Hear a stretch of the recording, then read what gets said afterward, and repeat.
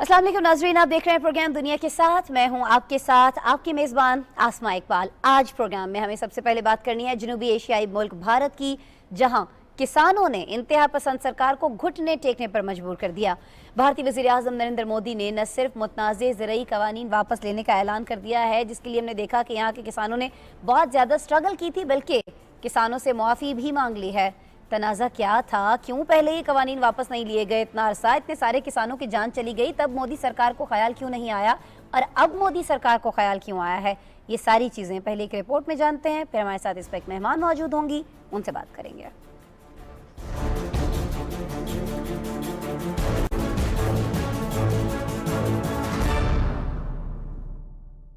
भारतीय सरकार ने गुज़िश्ता बर्स मुतनाज़ा ज़राई कवानीन बनाए तो किसान भी सड़कों पर निकल आए।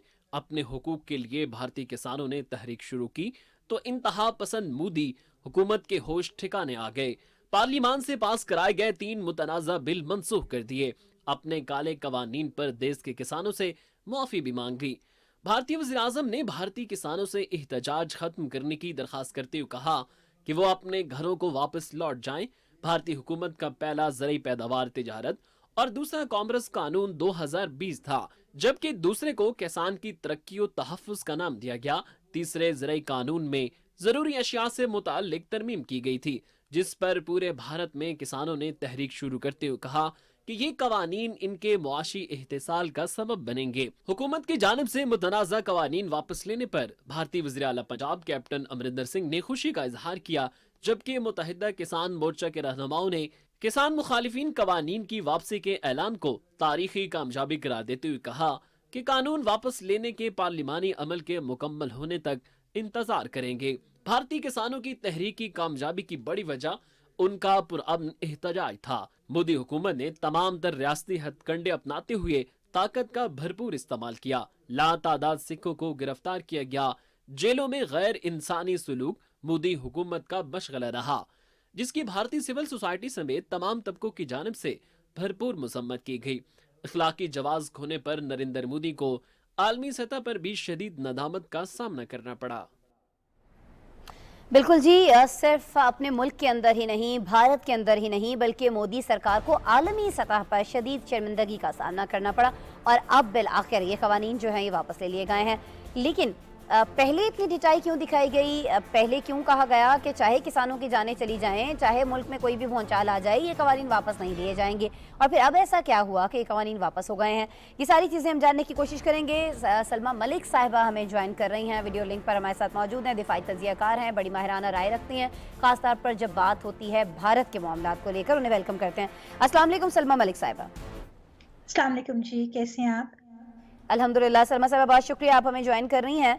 सलमा साहिबा, ये फरमाइएगा, जब ये कवानीन आए तो मोदी सरकार की जानिब से, वहाँ के तज्जियाकारों की जानिब से, मोदी के हिमायतियों की जानिब से बहुत ज़्यादा यहाँ के किसानों को समझाने की कोशिश की गई कि आप इसको इन कवानीन को अच्छी तरह से पढ़ ले, ये तो आपके हक में है, ये कोई आपकी मुखालिफत में थोड़ी है। लेकिन मसला ये है ना सलमा साहिबा कि मोदी हुकूमत का जो हर कदम है, जो भी वो करती है, उसमें से इंतहा पसंदी की बू आती है। क्या ये जो मुतनाज़े बिल है, ये भारतीय किसानों को दबाव में लाने के लिए नहीं लाया गया था? आप नहीं समझती हैं ऐसा?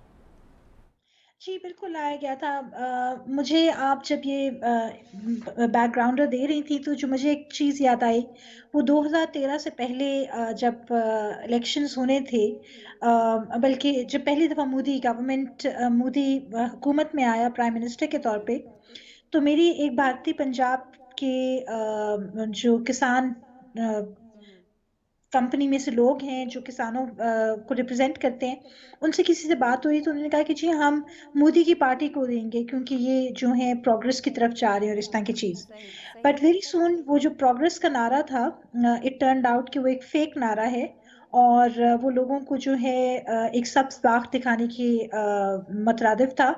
और उसके नतीजे में जो चीज़ हुई, जो पंजाब में जितनी थोड़ी बहुत प्रोग्रेस हुई थी, जिसके नाम पे मोदी ने अपनी पहली हुकूमत को कैश कराया और दूसरी दफ़ा इलेक्शन लिया, वो सब के सब उन पॉलिसियों का नतीजा था या कामयाबियाँ थीं, जो कि मोदी हुकूमत से पहले कांग्रेस लेड गवर्नमेंट की थी, जिसके ऊपर इन्होंने बहुत ज़्यादा बातें बनाई थी कि जी इन्होंने किसानों के लिए कुछ नहीं किया और इनके ऊपर बहुत सख्ती की है, ये है, वो है, इस तरह की सारी चीज़ें। पर जैसे जैसे किसान बरादरी के ऊपर ये बात खुलती चली गई और साथ उनको ये इस चीज़ का एहसास हुआ कि ना सिर्फ ये किसान बरादरी के ऊपर है बल्कि ये सिखों के ऊपर है, तो फिर हम देखते हैं कि इसमें ना सिर्फ एक सेक्टेरियनिज्म का टिंज आ गई, इसमें एथनिसिटी की भी आ गई, और फिर जहां हम ये देखते हैं कि मुसलमानों को परसिक्यूट किया जा रहा है, बाकी पॉपुलेशन ग्रुप्स को किया जा रहा है एथनिक सेक्टेरियन बेसिस पे, जिनमें मुसलमान सर फहरिस्त हैं, वो तो बराए नाम उनके साथ तो हर तरह का की बदसलूकी जो है वो इंडियन हुकूमत, खासतौर पे मोदी हुकूमत के लिए जायज़ है, तो वहाँ सिखों के साथ भी किया जा रहा है क्योंकि वो इनसे अलग तरीके से सोचते हैं। और इस चीज़ का जो टर्न अराउंड हुआ है वो जितना भी पुरअमन एहतजाज था, जितना कुछ इंटरनल सिखों के साथ ज्यादती की गई है, जब तक ये मामला इंटरनेशनलाइज नहीं हुआ उस वक्त तक मोदी हुकूमत को ये होश नहीं आई, क्योंकि आज तक उनको इस चीज़ की फीलिंग नहीं हुई थी, क्योंकि जब भी वो मुसलमानों के ऊपर कोई जाहिरियत करते हैं तो सिवाय पाकिस्तान के कोई ऐसा मुल्क नहीं है जो कि, और फिर रोहानिया मुस्लिम्स के क्वेश्चन में बांग्लादेश ने कभी कभार इजहार इख्तिलाफ ये किया है। फरमाना चाह रही हैं सलमा साहिबा कि भारत जो नाम नेहाद जमहूरियत का राग तो अलापता है, लेकिन भारतीय किसानों के हक में अमेरिका में, बरतानिया में, कनाडा में जो मुजाहरे बिल्कुल किए गए, उसकी वजह से आपको लगता है कि बरतानवी हुकूमत ने जब किसानों की हिमायत की, आलमी सतह पर भारत पर दबाव आया, तब उसको ये फैसला लेना पड़ा? जी बिल्कुल, क्योंकि भारत के अंदर जिस तरह का माहौल बनता चला जा रहा है, मोदी और उसके साथ के जितने भी हार्ड लाइनर्स हैं, इंतहा पसंद सैफरन ब्रिगेड है, उनको कोई फर्क नहीं पड़ता कि वो अपने मुल्क में लोगों के साथ क्या ज्यादती करें। और जब ये जो इंडियन पंजाब की तरफ से खालिस्तान का रेफरेंडम वाली बात आई है, बरतानिया ने इसके ऊपर बहुत ज़्यादा सपोर्ट किया है सिखों को, अमेरिका में से एहतजाज उठा है कि आप इनके साथ ज्यादती कर रहे हैं, तब जाके इनको थोड़ी सी होश आई है कि ये तो हमारा इंटरनेशनल लेवल पे बदनामी हो रही है, और जो हमारी जहरियत है उसके खिलाफ जो लोगों का पर्सपेक्टिव है उसको लेजिटिमेसी हासिल हो रही है, तो उसके डर और खौफ से ये बैक डाउन किए हैं। वरना जिस किस्म की ये हर धर्म किस्म के लोग हैं, कश्मीर में इतनी ज्यादतियां कर चुके हैं, तो ये कभी भी बैक डाउन ना करते। बिल्कुल, कश्मीर पे भी हम आपसे बात करेंगे सलमा साहिबा, लेकिन अभी मुझे ये बताइएगा कि जो भारतीय वज़ीर आला पंजाब हैं, उन्होंने गुज़श्ता रोज़ पाकिस्तान का दौरा किया, जब वो यहाँ पर आए तो उन्होंने अमन की बात की। आप नहीं समझती कि ठीक है, इंटरनेशनली या बरतानवी हुकूमत की जानिब से अमेरिका में जो मुजाहरे हुए वो तो अपना किरदार उन्होंने अदा किया ही किया, लेकिन जब वो यहाँ पर आते हैं, अमन की बात करते हैं, तो ये भी एक बड़ी वजह हो सकती है जिससे मोदी सरकार ने इन मुतनाज़ कवानीन को वापस लेने का ऐलान किया हो, या वो जो एक पहले से प्रेशर मौजूद था उसमें एक नया प्रेशर जो है वो ऐड हो गया हो, तो उससे भारत को लगाओ कि नहीं अब तो ये करना ही पड़ेगा। जी बिल्कुल, बिल्कुल, देखें बात ये है कि जब ज़्यादती इंतहा को पहुंच जाती है तो फिर मुख्तलिफ चीज़ें जो हैं आपको इस चीज़ से बैक स्टेप करवाती हैं, और हमें ये चीज़ें ज़रा आइसोलेटेड लगती हैं कि जी जो कैप्टन सिंह की यहाँ की विज़िट थी गुरुद्वारा, जो वो आए हैं करतारपुर और यहाँ सलाम करके गए हैं, और फिर उन्होंने जो यहाँ गुफ्तगू की है वो आइसोलेटेड है, ऐसी बिल्कुल बात नहीं है। ये सारी चीज़ें आपस में मिली जुली कड़ियाँ हैं, और फिर ये एक प्रेशर ग्रुप का जो है शक्ल इख्तियार करती हैं, और फिर जो इंतहा पसंद लोग हैं उनके ऊपर जो प्रेशर जब बहुत ज़्यादा बढ़ जाता है और फिर उसकी उनके पास कोई जस्टिफिकेशन नहीं रहती, तो फिर उनको ये बैक डाउन डिटाई करना छोड़ना पड़ता है। पड़ती है। लेकिन सलमा साहिबा, हम ये देख रहे हैं कि कश्मीर के अंदर ये डिटाई कम होती दिखाई नहीं दे रही है। मैं इस पे आपसे बात करूंगी, लेकिन थोड़ा सा पहले मैं चाहूंगी आप प्लीज़ अगर हमारे साथ लाइन ही पर मौजूद रहें, तो मैं अपने देखने वालों को थोड़ा सा बैकग्राउंडर दे दूं कि हुआ क्या है मकबूजा कश्मीर में। नाज़रीन, ये तो आप जानते ही हैं कि मकबूजा जम्मू कश्मीर में इंतहा पसंद भारतीय हुकूमत की जानिब से बर्बरियत का सिलसिला कभी नहीं थमा है। आए रोज़ हम ये देखते हैं कि कश्मीरियों का मावराए अदालत कत्ल किया जा रहा है, लेकिन एक हफ्ते में, अभी ये जो पिछला पूरा एक हफ्ता गुजरा है, इसमें 9 नौजवानों को शहीद किया गया है। और किया क्या गया है इसके बाद कि इनकी तदफीन जो है वो भी रात के अंधेरे में कर दी गई। अब कुल जमाती हुर्रियत कॉन्फ्रेंस ने शहरियों के कत्ल की बैनुल-अक़वामी फौजदारी अदालत से फौरी तहकीकात का मुतालबा किया है और कहा यह है कि अक़वाम मुत्तहिदा भारतीय फौज के हाथों कश्मीरियों के कत्ले आम बदतरीन जंगी जराइम का नोटिस ले। हुर्रियत कॉन्फ्रेंस का कहना यह भी है कि कश्मीरी अपने खुद इरादियत के हसूल की जदोजहद को मुकम्मल कामयाबी तक जारी रखेंगे। ना तो कश्मीरी थके हैं, न ही थकने वाले हैं, लेकिन अक़वाम मुत्तहिदा और बाकी जो इदारे हैं, जो ममालिक हैं दीगर, वो अपना किरदार क्यों अदा नहीं कर रहे हैं। सलमा साहिबा, मैं फिर आपकी जानिब आना चाहूँगी। ये बताइएगा कि मकबूजा कश्मीर में जिस तरह से भी मैं बता रही थी, पिछले एक हफ्ते में 9 लोगों को शहीद कर दिया जाता है, عالمی برادری کیوں خاموش ہے بھارتی جارحیت پر؟ ٹھیک ہے کسان اگر برطانیہ جاتے ہیں، امریکہ جاتے ہیں، کسی اور ملک میں جاتے ہیں، احتجاج کرتے ہیں، اس کا نوٹس کہیں نہ کہیں لے لیا جاتا ہے. کشمیری کہاں جائیں، کہاں جا کر احتجاج کریں کہ ان کی بھی سنی جائے؟ دیکھیں جی، یہ سب ایک لارجر جیو پالیٹکس کا حصہ ہے. نمبر 2 یہ کہ امریکہ ہو، برطانیہ ہو، خاص طور پہ برطانیہ تو وہی کرے گا جو امریکہ اس سے چاہے گا، اور اس طرح کے سارے ممالک کا ایک طرح سے بھیڑ چال والا رویہ ہے. بٹ خاص طور پہ امریکہ کو ابھی یہ سوٹ کرتا ہے کہ وہ بھارت کو ناراض نہ کرے. اگر وہ بھارت کو ناراض کر دے گا تو وہ بھارت کو چائنا کے خلاف جو استعمال کرنا چاہتا ہے وہ نہیں ہوگا. حالانکہ یہ بات بھی امریکہ کو واضح ہے کہ چائنا کیا جو کارڈ بھارت استعمال کرتا ہے اس میں کتنی حد تک سچائی اور کتنی نہیں ہے. بٹ امریکہ کو بھارت کی ضرورت ہے اپنے اس خطے میں اپنے مختلف ایمز اور ایمبیشنز کو پورا کرنے میں، اور جس میں چائنا کارڈ سب سے سر فہرست ہے، پھر جو انڈو پیسیفک سارا کچھ. اور اس میں اگر کشمیری بیچارے جو ہیں وہ شہید کیے جا رہے ہیں، ان کو مارا جا رہا ہے، تو اس سے امریکہ کو کوئی فرق نہیں پڑتا. آپ اس کی مثال اس ٹائم سے لیجئے کہ جب ڈونلڈ ٹرمپ، جنہوں نے خاص طور پہ کشمیر کے اوپر 2019 اگست کے بعد آفر کی تھی کہ میں آپ لوگوں کے درمیان میڈیشن کراتا ہوں، جب وہ بھارت کے دورے پہ آتے ہیں تو ان سے چند گز کے فاصلے پہ مسلمانوں کا بہیمانہ قتل کیا جا رہا تھا. گلیوں میں ان کو پکڑ پکڑ کے، ان کو ڈھونڈ ڈھونڈ کے جیسے کوئی شکار کرتا ہے، تو مسلمانوں کا دلی کی گلیوں میں، دلی جو کہ بھارت کا کیپٹل سٹی ہے، وہ کشمیر بھی نہیں ہے، اور وہاں کشمیری نہیں تھے، انڈین مسلمز تھے جن کے ڈومیسائل کا بھی کوئی ایشو نہیں تھا، پر ان کو کلمہ حق پڑھنے کی وجہ سے قتل کیا جا رہا تھا. تو ڈونلڈ ٹرمپ اور اس کی بریگیڈ نے کچھ نہیں کہا تھا. تو آپ اس سے اندازہ لے لیں کہ بیچارے کشمیری کہاں کھڑے ہوتے ہیں. اور جہاں تک یہ قتل کا آپ نے اٹھایا نوجوانے کا، یہ کشمیریوں کے لیے تو کچھ نہیں ہو رہا ہے، لیکن ذرا یہ فرما دیجئے گا کہ خالصتان تحریک جو ہے اب وہ بہت زیادہ زور پکڑ رہی ہے. بہت سارے ممالک میں جیسے کسانوں کے حق میں مظاہرے ہو رہے تھے، اسی طرح سے خالصتان تحریک کے حق میں ہم دیکھ رہے ہیں کہ ریفرینڈم بھی کروائے جا رہے ہیں، UK میں بھی ہو رہے ہیں، امریکہ میں بھی چلائے جا رہے ہیں سارا یہ معاملہ. آپ کو لگتا ہے کہ یہ جس طرح سے گھٹنے ٹیکے گئے ہیں مودی سرکار کی جانب سے کسانوں کے آگے، اس سے بھارتی جو کسان ہے، جن میں زیادہ لوگ جو ہیں سکھ برادری کے ہیں، وہ مزید مضبوط ہوں گے؟ خالصتان تحریک کو اور جان پڑے گی اس تحریک کے اندر، اور حوصلہ ملے گا؟ بلا شبہ. دیکھیے جی، جہاں تک یہ نعرہ حق انہوں نے اٹھایا، انہوں نے اپنے رائٹس کے بارے میں بات کی، وہ ساری چیز ٹھیک ہے. یہاں کیپٹن امرندر کا آ کے بات کرنا، صلح کا پیغام دینا، ان ساری چیزوں کی اپنی علیحدہ علیحدہ امپورٹنس ہے. بٹ آپ خود اس چیز کو دیکھیں کہ کسی ایک ملک میں نہیں، بہت سارے ملکوں میں خالصتان موومنٹ نے نہ صرف سر اٹھایا ہے، بلکہ ایک بڑے منظم طریقے سے، ایک بڑے جو ہے اسٹریٹجی کے تحت انہوں نے اپنا یہ کام کیا ہے، اور اس میں کسی نے کوئی آؤٹ سائڈر ہیلپ نہیں تھا. It was a totally indigenous thing. اور اس کی بنیاد میں تو یہ کہوں گی کہ سکھوں نے نہیں، مودی حکومت نے ڈالی، اپنے غلط رویے سے، اپنی جارحیت سے، ان کے حقوق کو مار کے. اور انہوں نے نہ صرف ان کو گھٹنے ٹیکنے پہ مجبور کیا خالصتان موومنٹ کے تحت مودی سرکار کو، بلکہ انہوں نے یہ بھی بتایا ہے کہ اب یعنی خالصتان موومنٹ کو ایک ایسی انٹرنل لیجٹیمیسی مودی کی غلط حرکتوں کی وجہ سے ملی ہے جو کہ رول بیک نہیں کرے گی. اور اب اس کے بعد آپ یہ دیکھیں گے کہ مودی حکومت یا تو کوئی بہت ہی گھنونے طریقے سے سکھوں کے ساتھ بدلہ لے گی، یا پھر وہ بہت محتاط رہیں گے کبھی بھی آئندہ ان کو چھیڑنے میں.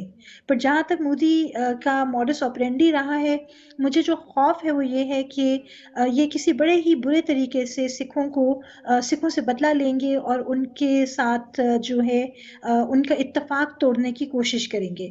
بٹ ایک جو سبق جو بھی مودی شخص اس حکومت طرح کے کا کننگ سامنے ہے، ہوتا ہے وہ اس طرح کے جی معاملات کو اس طرح تو نہیں چھوڑتا ہے، اور مودی کتنے کننگ ہیں یہ تو پوری دنیا ہی جانتی ہے.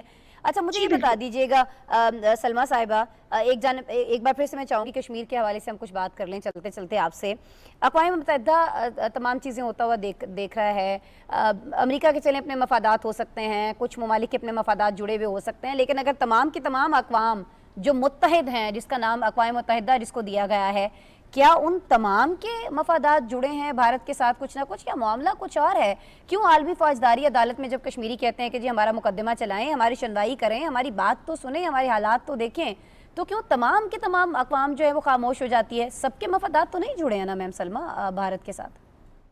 دیکھیں میڈم، میں تو سب سے پہلے یہ کہوں کہ باقی عوام کو تو چھوڑ دیں، مسلم ممالک سے پوچھ لیں کہ وہ اپنے مسلم حصے کے ساتھ اتنی زیادتی ہوتے ہوئے کیسے دیکھ سکتے ہیں، اور وہ اپنے ہمارے عرب برادری کے ممالک اپنے ممالک میں جو ہیں گرجا گھروں کی تو اجازت نہیں دیتے، تو مندروں کی گھنٹی بجنے کی اجازت بے شک دیتے ہیں۔ میں یہ نہیں کہہ رہی کہ اسلام ہمارا ایک دین امن ہے اور وہ ہر مذہب کو، ہر طبقے کو اجازت دیتا ہے، کھلی اجازت دیتا ہے، اور دینی چاہیے۔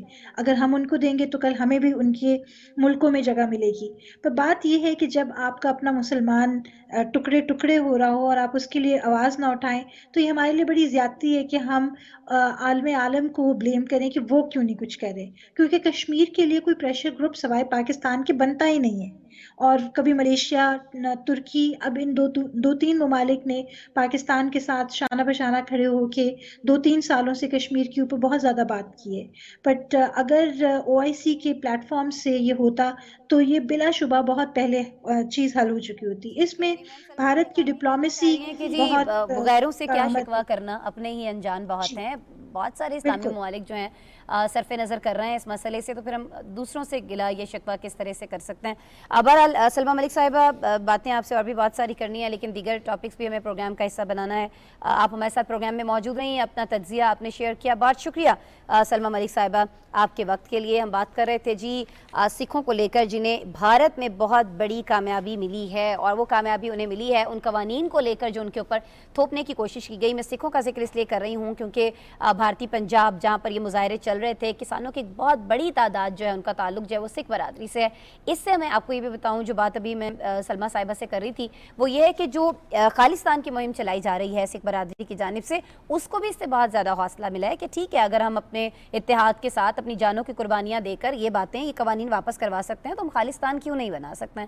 اچھا، سکھ برادری کی بات ہو رہی ہے تو آپ کو یہ بھی بتا دیں کہ بھارت کے اندر بہت ساری مساجد ایسی ہیں جو بند کر دی گئی ہیں، مسلمانوں کو وہاں پر نمازیں ادا کرنے کی اجازت نہیں دی جا رہی ہے۔ تو ایسے میں سکھ برادری ہے، ہمارے سکھ بھائی ہیں جو آگے آئے ہیں، جنہوں نے اپنے گردوارے جو ہیں وہاں پر وہ کھول دیے ہیں، ان سے کہا ہے کہ جی آپ یہاں گردواروں میں تشریف لے آئیے، آپ یہاں پر اپنی نمازیں ادا کیجئے۔ تو خدا سے تو کہیں بھی ملاقات کی جا سکتی ہے، اس میں تو کوئی وہ نہیں ہے، دو رائے نہیں ہے، وہ تو شہرک سے قریب ہے۔ لیکن مسئلہ یہ ہے کہ بھارت سرکار یہ ساری چیزیں سمجھنے کو تیار نہیں ہے کہ آپ کو ہر شخص کو مذہبی آزادی دینا ہوگی۔ اگر آپ کو بہت زیادہ شوق ہے کہ آپ پرچار کرتے پھریں دنیا بھر میں کہ آپ سب سے بڑی جمہوریت ہیں، تو آپ یہ جو گھناؤنی حرکتیں کر رہے ہیں بڑی بڑی، ان پہ بھی آپ کو غور کرنا ہوگا، ورنہ جیسے آپ نے سکھوں کے آگے گھٹنے ٹیکے ہیں نا، اسی طرح تمام آپ کی جو اقلیتیں ہیں ان کے سامنے آپ کو ایک دن گھٹنے ٹیکنا ہوں گے۔ بہرحال جی آگے بڑھتے ہیں، اب ہم بات کرنے جا رہے ہیں یورپ کے مشرقی سرحدی علاقے پولینڈ اور بیلاروس کے، جس کے درمیان تارکین وطن اور پناہ گزینوں کا بہت پرانا تنازع چل رہا ہے۔ مہاجرین کو بطور ہتھیار استعمال کرنے کا انوکھا کام یورپ کے مشرقی سرحدی علاقے میں اس وقت سامنے آیا جب یورپ جانے کے خواہش مند افراد پولینڈ کی سرحد پر جا پہنچے۔ مہاجرین کا سیلاب دیکھ کر پولینڈ نے سرحد پر سیکورٹی سخت کر دی اور بارڈر کراسنگ کی کوشش ناکام بنا دی۔ بیلاروس کے اقدامات اپنی جگہ، مگر پولینڈ کا اقدام نہ صرف بین الاقوامی انسانی حقوق بلکہ پناہ کے حق کی بھی صریحاً خلاف ورزی قرار دیا جا رہا ہے۔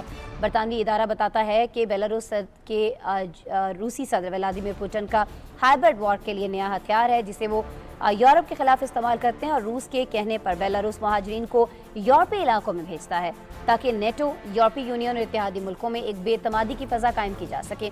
لٹویا اور لیتھونیا نے بیلاروس کے ساتھ سرحد پر آہنی بار لگا رکھی ہے۔ روسی اور بیلاروس کے صدر کے درمیان ٹیلی فونک رابطے میں مہاجرین کو روکنے پر پولینڈ پر تنقید کی گئی ہے، جس پر G7 کے وزرائے خارجہ کا بھی سخت رد عمل سامنے آیا ہے کہ روس کی سخت پالیسیوں کے باعث لوگ مر رہے ہیں۔ پولینڈ نے بھی خبردار کر دیا ہے کہ اگر بیلاروس کو روکا نہ گیا تو افریقہ اور مشرق وسطیٰ سے لاکھوں پناہ گزین یورپ میں داخل ہو جائیں گے۔ اور دوسری جانب بیلاروس نے بحران کو کم کرنے کے لیے 1000 تارکین وطن اور پناہ گزینوں کو پولیس سرحد پر واقع مرکزی کیمپوں سے دور ایک بلڈنگ میں منتقل کر دیا ہے جسے ریسیپشن سینٹر کا نام دیا گیا ہے، جبکہ 800 مہاجرین اب بھی اس وقت بھی ناظرین جب ہم اس پروگرام میں یہ بات کر رہے ہیں کھلے آسمان تلے زندگی گزارنے پر مجبور ہیں، اور مہذب کہلانے والے یورپی معاشرے کی جانب سے انسانی ہمدردی کی بنا پر کوئی امداد نہیں موجود ہے۔ سخت سردی ہے، بیماری ہے یہاں لوگوں کے اندر، اور اب تک اطلاعات یہ ہیں کہ ایک بچے سمیت 12 افراد زندگی سے ہاتھ دھو بیٹھے ہیں، درجنوں زخمی ہیں جنہیں کوئی طبی سہولت بھی میسر نہیں ہے۔ جی ہاں، ہم آپ کو صورتحال بتا رہے ہیں اسی یورپ کی جہاں انسانی حقوق کو لے کر سب سے زیادہ بات کی جاتی ہے۔ اسی پہ مزید رائے لے لیں گے, تجزیہ لیں گے, کوشش کریں گے کہ اس معاملے کو مزید بہتر طور پہ سمجھ سکیں. اس بے حسی کو ہمارے ساتھ موجود ہیں رضا شاہ صاحب, جو کہ ماہر ہیں بین الاقوامی امور کے, برطانیہ سے براہ راست ہمیں ویڈیو لنک پر جوائن کر رہے ہیں. ان سے بات کرتے ہیں. السلام علیکم رضا شاہ صاحب, میری آواز آ رہی ہے آپ تک؟ وعلیکم السلام. جی صاف صاف آ رہی ہے. بہت بہت شکریہ آپ کا. آپ کا شکریہ سر کہ آپ ہمیں جوائن کر رہے ہیں. سر, یہ جو بیلاروس اور پولینڈ کی سرحد پر مہاجرین کا بحران دکھائی دیتا ہے, اس کے بعد کشیدگی کیا رخ اختیار کرے گی, کیا نہیں اختیار کرے گی, یہ تو میں آپ سے پوچھوں گی. برطانیہ میں آپ موجود ہیں, ہم جانتے ہیں, ہم یہاں پہ بیٹھ کے پاکستان کے اندر یہ سمجھتے ہیں, ترقی پذیر ممالک یہ سمجھتے ہیں کہ جو برطانیہ جیسے ممالک ہیں وہاں تو انسانی حقوق کو لے کر بڑا ہی کام کیا جاتا ہے, بڑی ایفرٹ کی جاتی ہے, بڑی بات کی جاتی ہے. وہاں پر تو ایک کتے کو, ایک جانور کو سڑک پہ مرنے کے لیے نہیں چھوڑا جاتا ہے, ٹریفک رک جاتا ہے اگر کسی جانور کو سڑک کراس کرنی ہوتی ہے. لیکن سر, یہ جو ہزاروں مہاجرین وہاں پر بیٹھے ہیں کھلے آسمان تلے, جن میں بچے بھی مر رہے ہیں, خواتین بھی ہیں, بیماریاں ہیں, طبی امداد تک نہیں دی جا رہی ہے, اتنی بے حسی ہے سر اس معاشرے میں. جی ہاں, بے شک. دیکھیں, آپ نے ذکر کیا ہے کہ جی انسانی حقوق برطانیہ میں, یورپ میں, لیکن اس کا ایک اور بھی رخ ہے. اگر آپ دیکھا جائے, یہی ممالک ہیں, پورا EU لے لیں, نیٹو لے لیں, یا پھر امریکہ لے لیں, کیا یہ جنگ مسلط نہیں کرتے سیریا میں, عراق میں, افغانستان میں؟ تو حقوق شاید اپنے ملک میں وہ فراہم کریں, اس میں کوئی شک نہیں ہے. لیکن دوسرے ملکوں میں, اور بعض اور یہ جو غریب ملک ہے, جو کہتے ہیں انگلش میں ڈیولپنگ کنٹریز اور انڈر ڈیولپڈ کنٹریز, وہاں پر تو آپ کو ان ممالک سے کوئی حقوق ملتا ہی نہیں ہے آپ کو. ٹھیک ہے, حقوق نہیں ملتے ہیں تو اب ابھی آپ کو لگ رہا ہے کہ تنازع پھر مشکل صورتحال اختیار کر سکتا ہے, بیلاروس ہے, یورپی یونین ہے, اس کے درمیان کشیدگی اور بڑھ سکتی ہے, یا آپ کو لگتا ہے کہ نہیں, کہیں نہ کہیں اس کا کوئی حل نکال لیا جائے گا, انسانی معاملات کو نہ لے کر نہ صحیح, اپنے مفادات کو لے کر ہی صحیح یہ ممالک مل بیٹھیں گے؟ دیکھیں, آپ کا جو سوال ہے بڑا دلچسپ ہے. اس کے دو رخ ہے, ٹھیک ہے. ایک آپ نے دیکھنا ہے اس کو رخ پولینڈ کے زاویے سے, پھر ایک, اور پولینڈ کے مطلب کہ EU ہو گیا, نیٹو بھی ہو گیا, اس میں پھر امریکہ بھی آ گیا, ٹھیک ہے. دوسرا رخ آپ نے اس کا جو تجزیہ کرنا ہے وہ ہے بیلاروس سے, اس میں پھر رشیا بھی آ گیا اس میں, اور دیگر بلٹک اسٹیٹس, ٹھیک ہے. اچھا, بیلاروس کو ہم لے لیتے ہیں, ٹھیک ہے. یہاں پر ہزاروں کے تعداد میں آپ کو ملیں گے ابھی ریفیوجیز, ٹھیک ہے, سیاسی پناہ. اچھا, یہ کون کون سے ملک سے آئے ہوئے ہیں؟ افغانستان, مڈل ایسٹ, اس میں سیریا بھی آ گیا, اور افریقہ. کیا بیلاروس نے خود ان کو بھی بلایا وہاں پر جہاز میں بٹھا کے؟ نہیں. یہ کون کون سے ممالک سے گزر کے یہ آئے ہیں بیلاروس پہ. تو یہ کہنے کا مقصد یہ کہ بیلاروس نے یہ خود یہ انجینئر نہیں کیا, خود انہوں نے یہ بنایا نہیں ہے, یہ ان پر آ کے مسلط خود ہو گیا, ٹھیک ہے. اب تجزیہ کر سکتے ہیں, یہ آپ کی مرضی ہے کہ کیا رشیا کا ہاتھ ہے اس میں یا نہیں. بہرحال بیلاروس کا, اب بیلاروس کیا کر رہا ہے, الیگزینڈر جو لکشنکو, جو ان کا جو پریزیڈنٹ جو ہے, وہ اس کو ہتھیار بنا رہا ہے. اچھا, اور یہ باقی ممالک نے بنائے ہیں. اگر آپ دیکھ لیں, جب CC کا دور تھا, ایجپٹ ہو گیا, قذافی کا دور تھا, یہ 2010 کی بات ہو رہی ہے, ترکی ابھی بھی 2015 میں, یہاں سے بھی آپ کے سیاسی پناہ ایک لہر آئی تھی یورپ کی طرف. یورپ نے کیا کیا یہاں پر؟ یورپ نے ہر ملک کو انہوں نے دیا ہے تقریباً 2 بلین سے لے کے 5 بلین USD, تاکہ آپ اپنے جو ہے ریفیوجیز کو اپنے ملک میں رکھیں. بیلاروس کو کیوں نہیں دے رہے, وہ ڈیل کیوں نہیں کرتے ہیں وہ ٹیبل میں؟ کیوں؟ کیونکہ بیلاروس کو ملے ہوئے سینکشنز, وہ بنا ہوا ہے دشمن, اور ان کا جو لیڈر جو ہے وہ ہے ڈکٹیٹر. برائے کہ یہ ویسٹ کا یہ تجزیہ, یہ ٹھیک ہے. اور کیوں؟ کیونکہ وہ رشین کیمپ میں ہے. تو یہاں پر آپ کو اصل میں نظر آتا ہے, یہ EU پولینڈ کی اپنی ایک مفاد ہے, نیشنل انٹرسٹ ہے, اور یہاں پر بیلاروس کی بھی اپنی ایک نیشنل انٹرسٹ ہے, اور اس میں سے یہی ہوتا ہے. جی ہاں.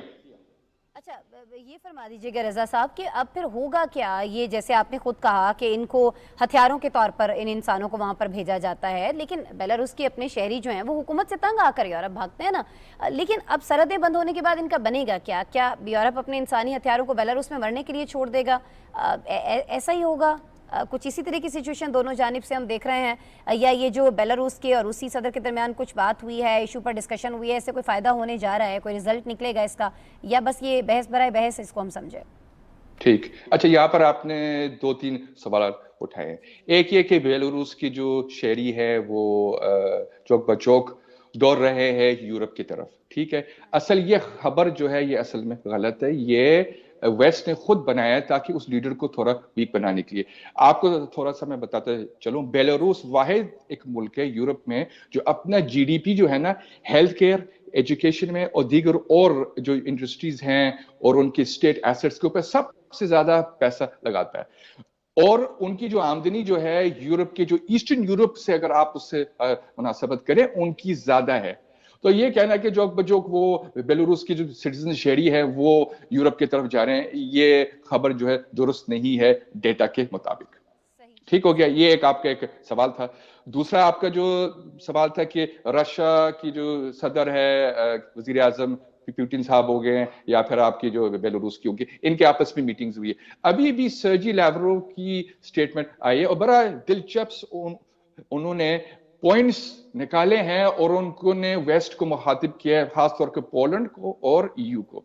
और ये क्या देखें कि अगर अलग अलग मुल्कों में ये रेफ्यूजी क्राइसिस बर्पा हुई है माजी में, तो आप जो है बेलारूस को मदद क्यों नहीं करते हैं? आपने बॉर्डर क्यों लगाया है, रिंग फेंस क्यों किया है, बल्कि 20,000 ट्रूप्स नेटो के अमैस करके बॉर्डर में, और बल्कि 2 नेटो के जो असल में ये यूएस की पुष्प बनाई है ना, ये उन्हीं की वॉरशिप्स आपके बाल्टिक सी में आ गए, ब्लैक सी में आ गए बल्कि। ठीक है, तो ये एक वॉर फुटिंग में आ गए, ये बेलारूस को वीक करने के बल्कि रशिया को एक वॉर में ड्रैग करने के लिए। और ये आपको नजर आ रहा है माजी में भी पोलैंड जो था वो हमेशा फ्रंट लाइन था नेटो के लिए रशिया के खिलाफ। तो असल में ये कोल्ड वॉर का बैक ड्रॉप है बड़ा, जो आपको पिछले 70-80 ईयर से आपको मिल रही है। ठीक है। अच्छा सर, कुछ ये भी बता दीजिएगा, बेलारूस के हवाले से आप बता रहे थे ना कि जो गलतफहमी एक पाई जाती है कि उनका हथियारों के तौर पर इस्तेमाल किया जा रहा है, भेजा जा रहा है, ऐसा कुछ नहीं है, बल्कि आप कह रहे हैं कि वहाँ पर जो बजट के अंदर जो चीज़ें मुख्तस की जाती हैं उनमें बड़ा ख्याल रखा जाता है, इंसानी हुकूक को लेकर, हेल्थ है या दीगर शोबे उनको लेकर। अच्छा, फिर ये बताइएगा कि बेलारूस जो है वो अमेरिका के साथ न्यूक्लियाई जो मवाद है उसकी ट्रैफिकिंग रोकने के लिए भी ताउन करता है, फिर उसके बाद पाबंदियाँ और उसके बाद मुहाजिरीन का बहरान। अगर इसकी वजह से ये ताउन कमज़ोर पड़ता है तो आपको नहीं लगता कि इसके यूरोप और दुनिया पर बहुत मनफी असरात आ सकते हैं और ये ताउन मजबूत रखने के लिए कहीं ना कहीं बेलारूस की मदद करनी पड़ेगी?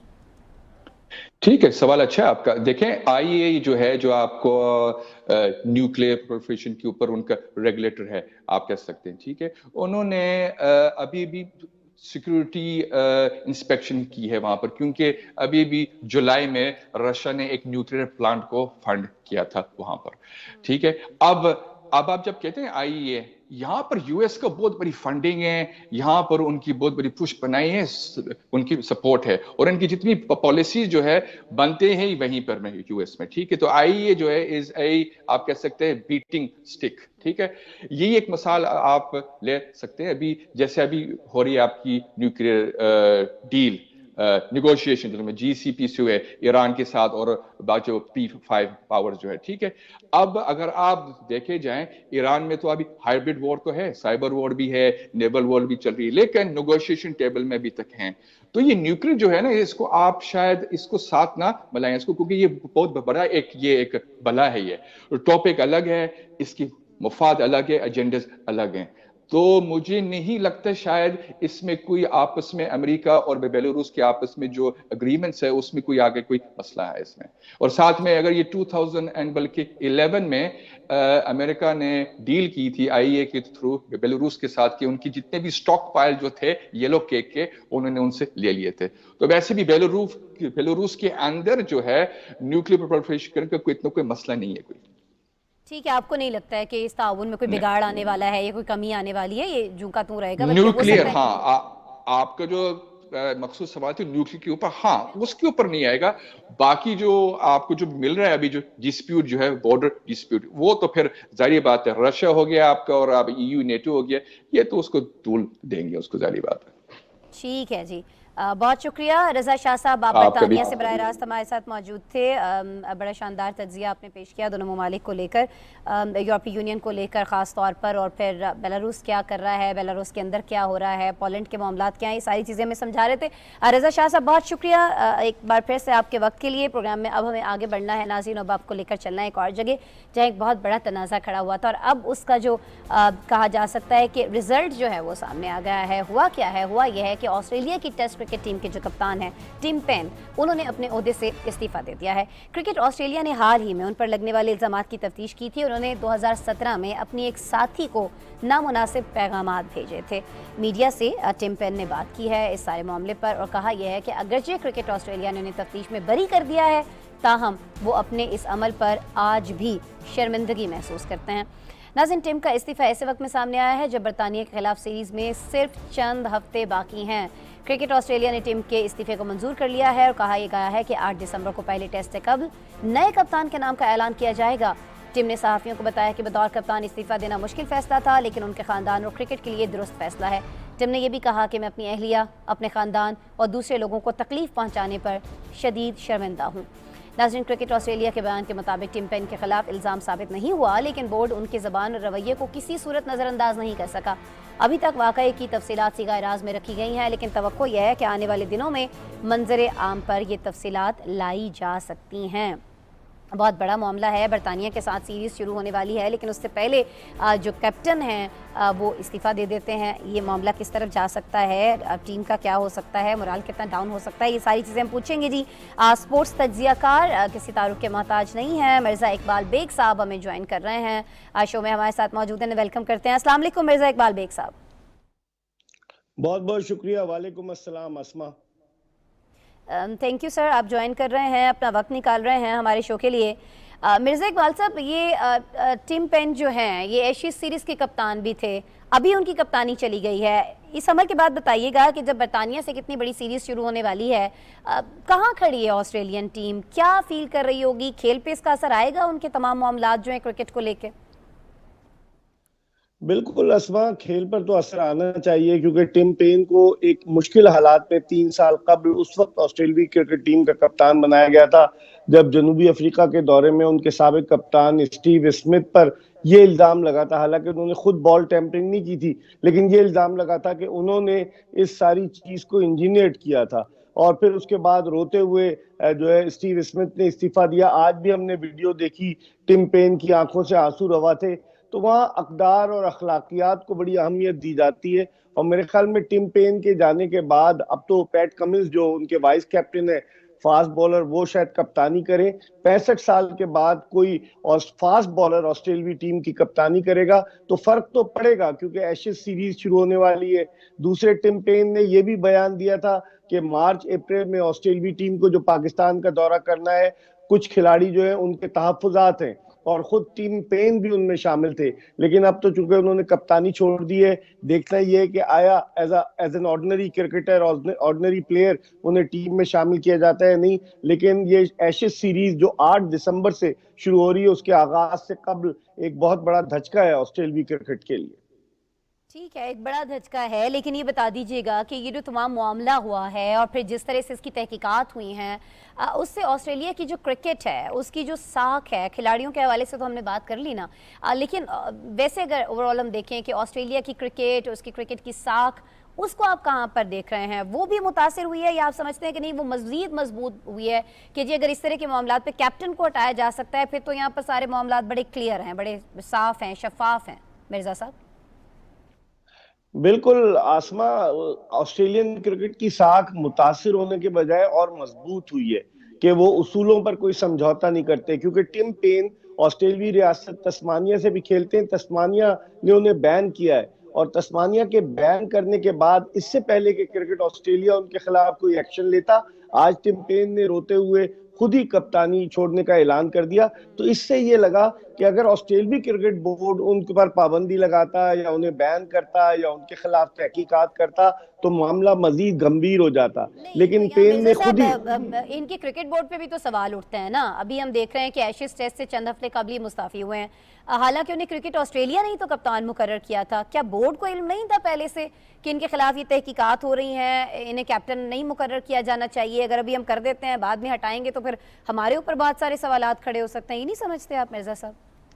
میرے خیال میں آسما اس وقت بورڈ کو علم نہیں تھا۔ اس کی بنیادی وجہ یہ کہ میں نے آپ کو پہلے بھی بتایا کہ 3 سال پہلے جب آسٹریلوی ٹیم کے کپتان اسٹیو اسمتھ نے جو ہے ان پر پابندی لگی اور ان کے ساتھ ڈیوڈ وارنر بھی تھے، تو اس وقت آسٹریلوی کرکٹ بورڈ کو کوئی اور امیدوار نہیں مل رہا تھا، تو انہوں نے ٹم پین کو کپتان بنایا۔ تو اس وقت آسٹریلوی بورڈ کو پتہ نہیں تھا۔ اب جو پیغامات آئے جو ٹم پین کے حوالے سے، ان پیغامات کی روشنی میں تسمانیہ کی جو کرکٹ ایسوسی ایشن ہے آسٹریلوی ریاست، اس نے ٹم پین پر پابندی لگائی، جس کی وجہ سے اس خوف سے کہ کہیں کرکٹ آسٹریلیا نہ انہیں بین کر دے، انہوں نے خود ہی رضاکارانہ طور پر کپتانی چھوڑنے کا اعلان کیا ہے۔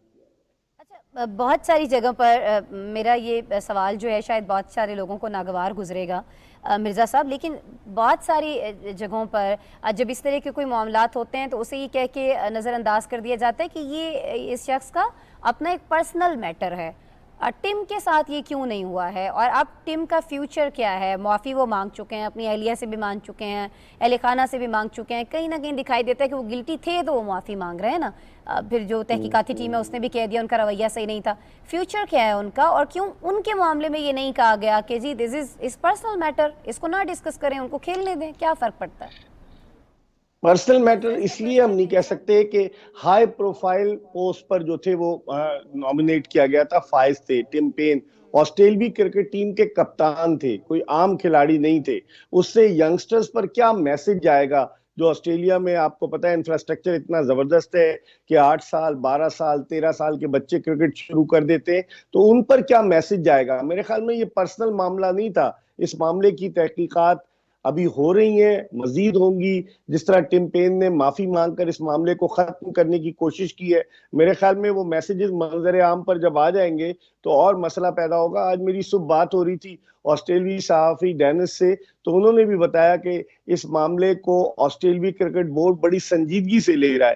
پے در پے کچھ نہ کچھ واقعات ہو رہے ہیں، کچھ نہ کچھ کنٹروورسیز آ رہی ہیں۔ ابھی آپ نے دیکھا T20 ورلڈ کپ جیتنے کے بعد آسٹریلوی کھلاڑی جو تھے وہ اپنے جوتوں میں بیئر پی رہے تھے، تو اس سے بھی بڑی بدنامی ہوئی کہ اخلاقیات کا دامن ہاتھ سے چھوڑتے جا رہے ہیں آسٹریلوی کرکٹرز۔ تو میرے خیال میں کرکٹ آسٹریلیا اس کے خلاف یقیناً کوئی نہ کوئی ایکشن، کوئی نہ کوئی کارروائی کرے گا۔ آپ کو لگ رہا ہے کہ اس کے خلاف بھی کوئی نہ کوئی کارروائی ہو سکتی ہے، اور اب اس طرح کے معاملات جنہیں پہلے صرف نظر کر دیا جاتا تھا اب ان کو کہیں نہ کہیں بہت سیریس لیا جا رہا ہے۔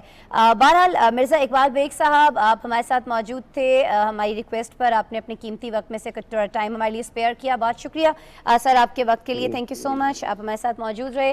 مرزا اقبال بیگ صاحب سے ہم بات کر رہے تھے، کرکٹ آسٹریلیا کے حوالے سے بات کر رہے تھے، آسٹریلیا بورڈ کے حوالے سے بات کر رہے تھے، جو بہت سارے معاملات کو بہت زیادہ سنجیدہ لے رہا ہے۔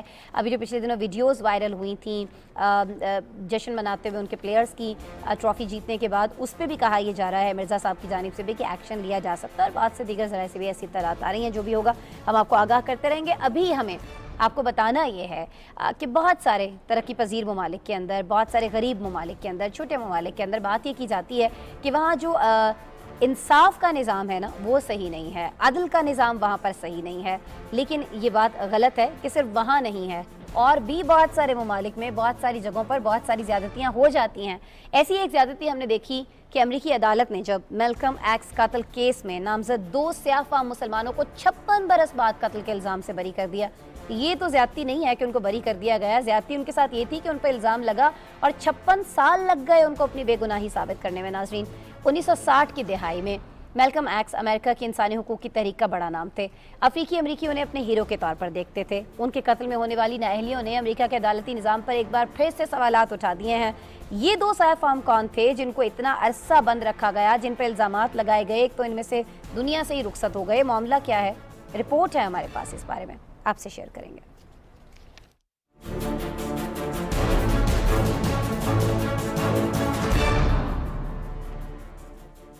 میلکم ایکس انسانی حقوق کے علم بردار تھے۔ 1960 کی انسانی حقوق کی تحریک میں ان کا بڑا کردار رہا۔ میلکم ایکس کو 21 فروری 1965 کو نیو یارک شہر میں ایک تقریب کے دوران گولیوں کا نشانہ بنا کر قتل کر دیا گیا تھا۔ ان کے قتل کے الزام میں جن لوگوں کو گرفتار کیا گیا ان میں محمد عزیز، خلیل اسلام اور مجاہد عبدالحلیم شامل تھے۔ عبدالحلیم قتل کا اعتراف کر چکے تھے، جبکہ باقی دونوں ملزمان انکار کرتے رہے۔ سپریم کورٹ کی جانب سے 22 ماہ سے جاری نظر ثانی فیصلے میں تسلیم کیا ہے کہ محمد عزیز اور خلیل کو غلط سزائیں سنائی گئی تھیں، دونوں بے قصور تھے۔ محمد عزیز کو 1985 میں اور خلیل اسلام کو 20 سال قید کے بعد 1987 में पैरोल पर रिहाई मिली। अमेरिकी अदालत ने फैसले में कहा कि FBI और न्यूयॉर्क पुलिस की जानिब से शवाहिद छुपाए गए थे।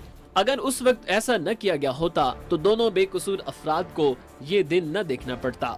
सुप्रीम कोर्ट के जज ने इस मौके पर कहा कि उन्हें इस बात पर अफसोस है कि जिस इंसाफ का कत्ल हुआ उसका मुकम्मल मदावा नहीं किया जा सकेगा और उनकी जिंदगियों के कीमती साल नहीं लौटाए जा सकते। 83 साला मोहम्मद अजीज ने कहा उन्हें ऐसे करप्ट निजाम का सामना करना पड़ा जिससे अमेरिका में सियाफाम बहुत अच्छी तरह वाकिफ हैं।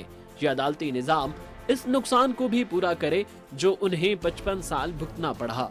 अजीज के वकील के मुताबिक उनके मौक्कल को इसी नस्ल परस्ती का सामना करना पड़ा जिसके खिलाफ मेल्कम एक्स आवाज बुलंद करते थे। जी, जिसके खिलाफ मेल्कम एक्स बात किया करते थे, नस्ल परस्ती नहीं होनी चाहिए है, ये जो तासुबाना रवैया है ये नहीं होना चाहिए है, उसी का उन्हीं के जो कौम के लोग थे उनको सामना करना पड़ा उन्हीं के कत्ल के इल्ज़ाम में। और अब 56 साल बाद ये वाज़ेह हो रहा है कि ये लोग तो मुलव्विस ही नहीं थे। तो बड़ा एक सवालिया निशान है अदालती सिस्टम के ऊपर, ये वहाँ अमरीका के अंदर भी। बहरहाल जी, आज के प्रोग्राम का वक्त हुआ चाहता है, कल नहीं मंडे को दोबारा हम आपसे मुलाकात कर रहे होंगे। अपना बहुत सा ख्याल रखिएगा। अल्लाह ने के बाद।